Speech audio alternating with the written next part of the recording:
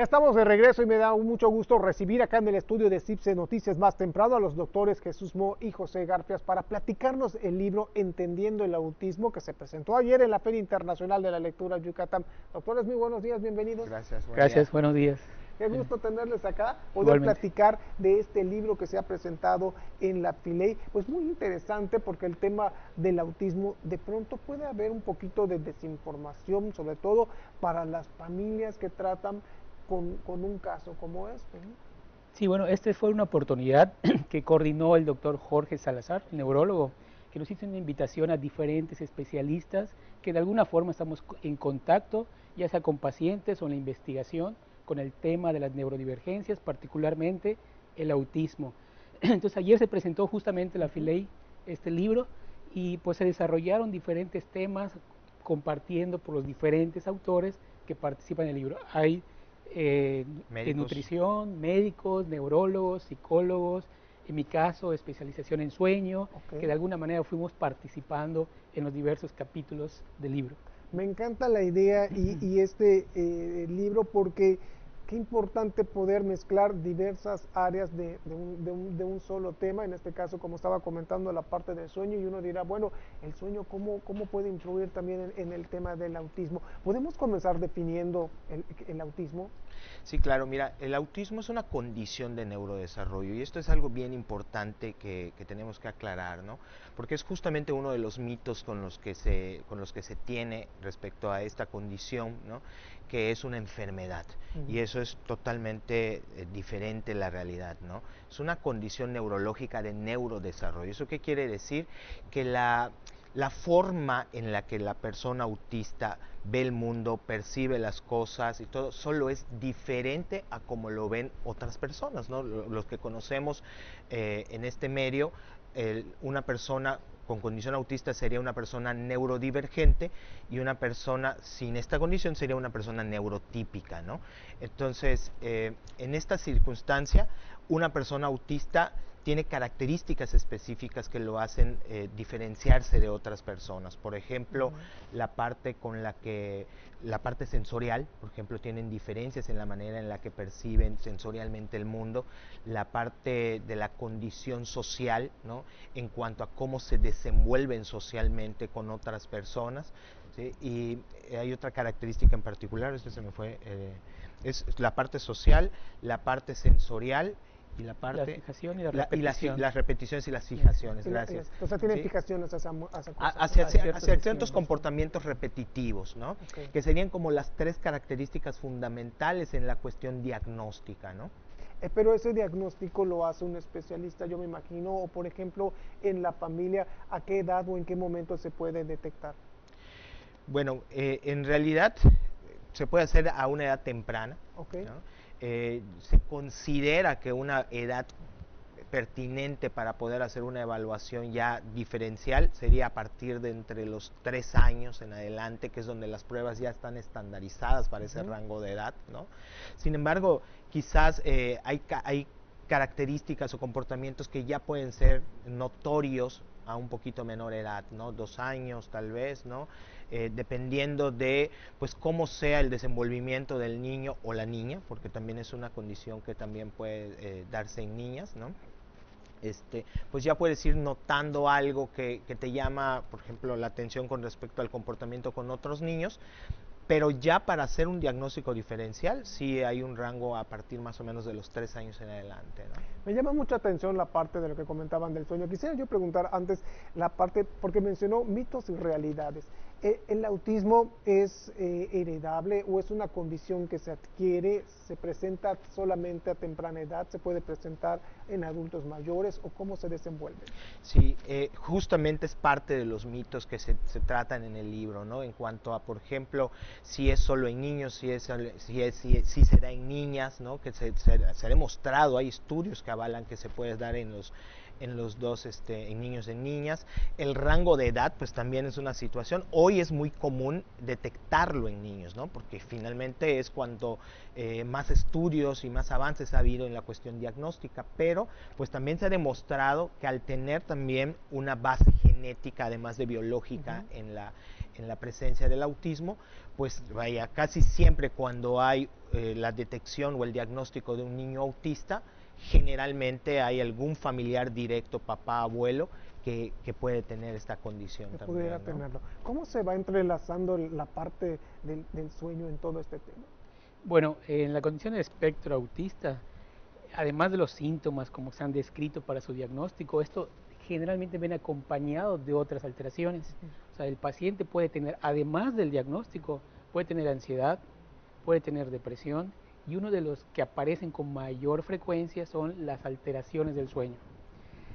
Para ponernos en perspectiva, la alteración del sueño, digamos, en población general de este grupo de edad, de niños, por ejemplo, está entre el 20 y el 35%.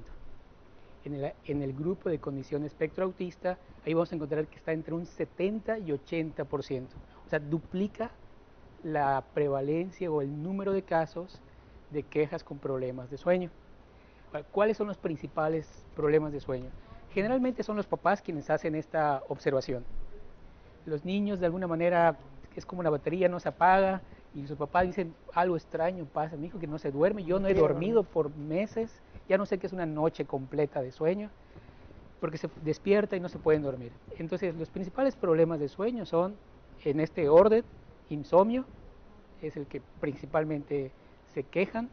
El segundo, la alteración del ritmo circadiano, que este es en que empiezan a dormir más tiempo en el día y en la noche está despierto. y en la noche están despiertos.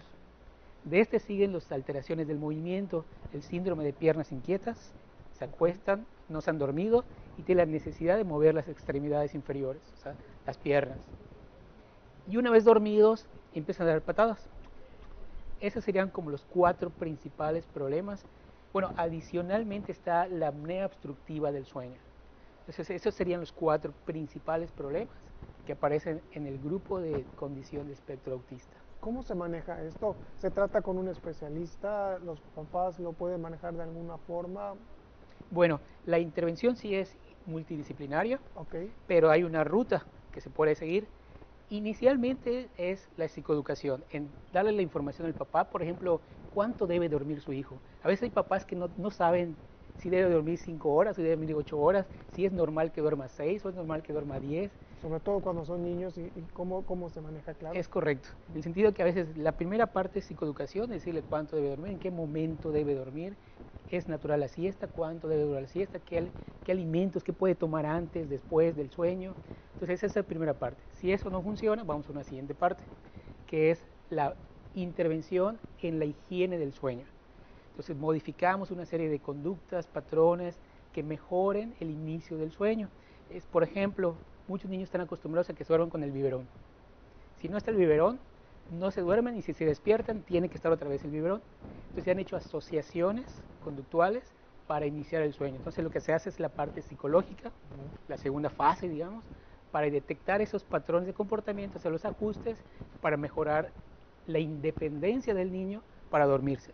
Si eso no funciona, entonces pasamos a un tercer nivel, como lo hacemos en los laboratorios de sueño, en el que podemos utilizar diferentes técnicas, incluso de laboratorio, neurofisiológicas. Hay técnicas que conocemos como el neurofeedback, le ponemos electrodos al niño, vemos la actividad eléctrica de su cerebro, para detectar si hay un patrón de actividad eléctrica que sea contraproducente al sueño. Entonces vamos entrenando de alguna manera directamente al cerebro para ayudar a inducir al sueño. Si esa tercera fase no tenemos resultados, entonces la fase que sigue ya es la medicación. Lo que quiero decir con esto también que no es primera opción la medicación, que hay una serie de fases. Pero hay una medicación, ¿no? Cuando pasamos por las diferentes etapas y no se logra el resultado, el objetivo, la medicación puede ser también una opción. Es que qué importante el sueño, porque de ahí todo el funcionamiento también de nuestro cuerpo. Ahora, estamos hablando aquí específicamente del sueño. Si hablamos de manera general, ¿qué es lo que la familia o la gente alrededor de una persona que tiene este trastorno debe considerar principalmente, ¿no? De manera general, lo más importante? Pero como comentaba el doctor Mo, lo más importante, sobre todo cuando te acaban de dar el diagnóstico, ¿verdad? Pues es la psicoeducación, ¿no? O sea, lo primero que tenemos que hacer es entender el autismo. Entenderlo. Porque, como decíamos hace un momento, ¿no? Hay tantos mitos con respecto a la condición, ¿no? Desde el verlo como una enfermedad, y esto significa, ¿por qué es tan importante hacer énfasis en esto, ¿no? Porque cuando lo vemos como una enfermedad, pensamos que puede haber una cura, ¿no? Okay. Y entonces generalmente es lo primero que empezamos a buscar, ¿no? Alguien que me diga que esto se puede revertir o que puede cambiar en el futuro, ¿no? Y pues no, en realidad cuando tú te vas educando y te vas formando en esta condición y todo lo que implica, pues te das cuenta que es una condición de vida que tiene mucho, por eso es un espectro, ¿no? Porque tiene muchas situaciones que pueden ser incluso favorables, ¿no? En cuanto a la educación que tú tienes al respecto y cómo vas a tratar a tu hijo, cómo lo vas a ayudar a que tu hijo pueda desenvolverse socialmente. Entonces la base siempre es la educación, ¿no? Con respecto a eso, ya viene entonces el empezar a ver según las características que tiene ese niño en particular, porque además ningún autista es igual a otro, ¿no? Hay diferentes.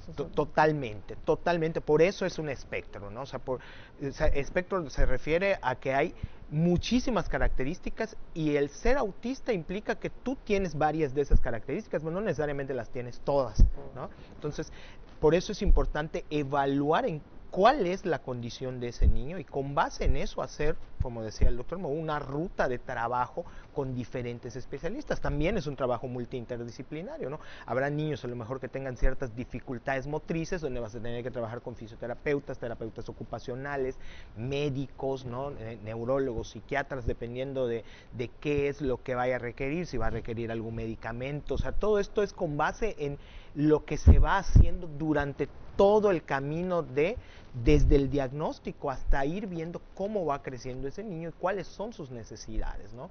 Entonces, no, y cuando tú lo ves, como decíamos hace un momento, como una enfermera, lo primero que hacemos es buscar un médico que me dé algo, ¿no?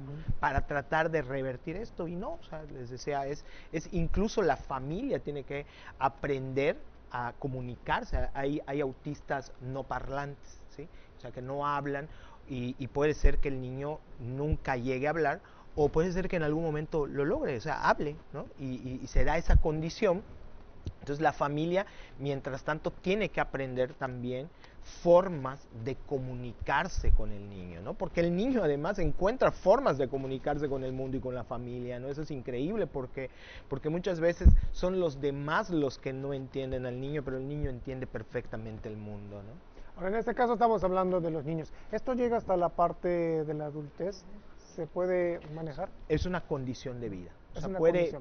cuando tú eres autista, o sea, te van a diagnosticar a lo mejor a los 3 años, ¿no? Pero toda la vida vas a ser autista. Correcto. ¿No? Entonces también tendrás que ir aprendiendo a adaptarte a las diferentes circunstancias que te tocan. A nivel escolar, pues por ejemplo, no es lo mismo en el jardín, ¿no? En el jardín de niños, que en la primaria, que en la secundaria, y muchos autistas pueden terminar una carrera, o sea, pueden trabajar, ¿no? Y por supuesto, como decían hace un momento, hay en adultos mayores, claro que los hay, ¿no? Solo que en ese momento no se diagnosticaba. No se diagnosticó, por supuesto. Pues un tema muy interesante. El libro Entendiendo el Autismo lo pueden encontrar pues con toda esta información que va siendo pues parte de diferentes áreas, que es lo que estamos entendiendo, que es lo que tiene acá. Y nosotros agradecemos mucho pues la visita y la plática. Solo si nos permitieran claro. hacer, mañana miércoles tenemos una presentación del libro en Museo Mundo Maya. Museo ¿no? Mundo Maya. Mundo Maya a las 10:40 de la mañana, creo que es el Salón 3, y ahí está disponible el libro para quien lo quiera. Excelente. Doctores, muchísimas gracias. Gracias. Gracias por la visita. Vamos nosotros. Ya regresamos. CIPSE Noticias más temprano.